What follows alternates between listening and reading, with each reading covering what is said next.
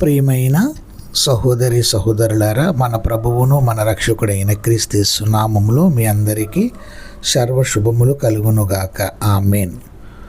భూదిగంతపు నివాసులారా, నా వైపు చూచి రక్షణ పొందండి. లేఖన సందర్భంలోకి వెళ్తే దేవుడు నా వైపు చూసి రక్షణ పొందండి అని అవిశ్వాసులతో అంటున్నాడు.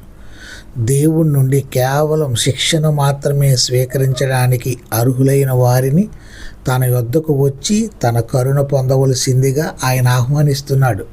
భూదిగంత నివాసులందరినీ కూడా వారు రక్షణ పొందాలంటే విశ్వాసంతో ఆయన వైపు చూడక తప్పదు ప్రియులారా.